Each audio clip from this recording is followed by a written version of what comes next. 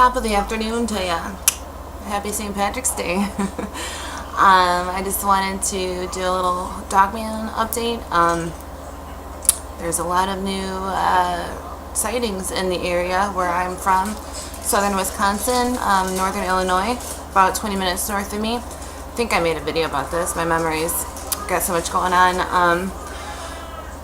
The more benign Dogman, the one that doesn't, the kind that doesn't make threats or give off a very strong evil vibe, like, or I can crush you right now, I could eat you right now, I could kill you right now, like, you know how Linda Godfrey describes with her sightings that her witnesses come forth and say. Of course, it's not in human language, but it's a strong impression.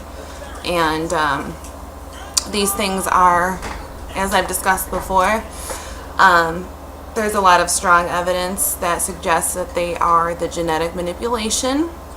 The Book of Giants, which is inside the Book of Enoch, describes 200 angels that descended on Mount Hermon with Lucifer when he fell.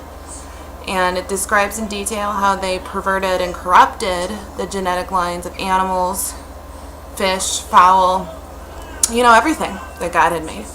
So I cover this in detail in my blog if you want to check out Jane Rodriguez Exploring Reality. There's a lot of Bible verses to corroborate that. Of course, Genesis 6:8 describes the Nephilim too. And if you have any, if you want to squawk about the biblical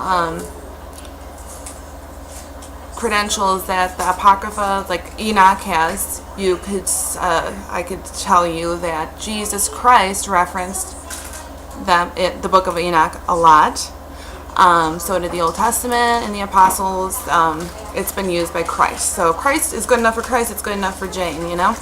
But anyway, like I was saying, that the witness said that the Dogman, he was spending the night. He had already gone there with the mindset that he needed to get away and think for a while. He was upset, he was distraught, he was feeling like an outsider from society, like no one understood him. And if you remember my video and my report that I made after I went to Minnesota and after I had my experience with the Bigfoot and the Dogman, and I went out on Vic's show, I was starting to talk about the things that happened before I even went. And we're going to put together some pieces here. So before I even went, I had activity happening to myself and my daughter. I was thinking about it. I think that thinking about things, I know that thinking about things can draw these things because they're not only physical, flesh and blood. We know they eat, we know they bleed, they die, etc. They abduct people. But I wanted to tell you guys about, here's a plant, right? There was a guy named Cleve Baxter.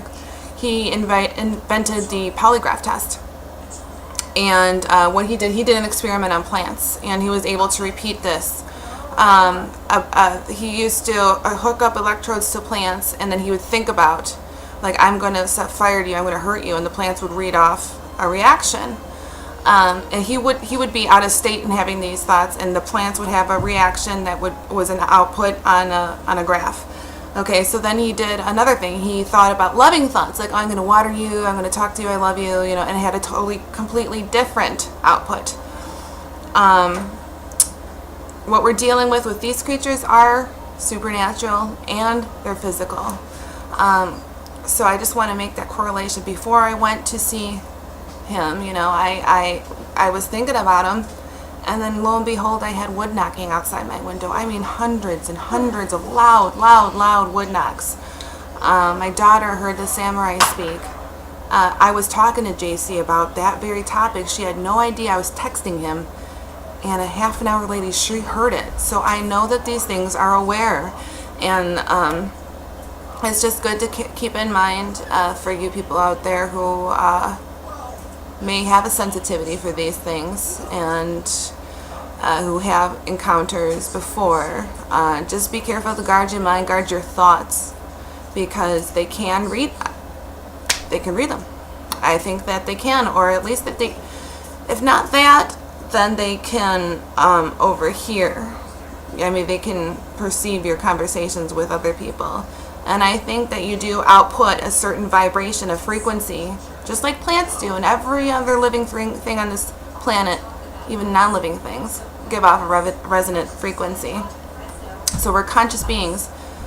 Just be aware, capture every thought, and make sure you're thinking about some good, lovely report, like it says in the Bible.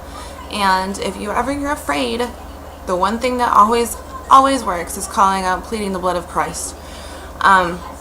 It's just an interesting thought, and I wanted to leave you with that. And when I go and visit that area, I will make a report, and I will get back to you. Hope you guys have a lovely and safe St. Patty's Day. Bye.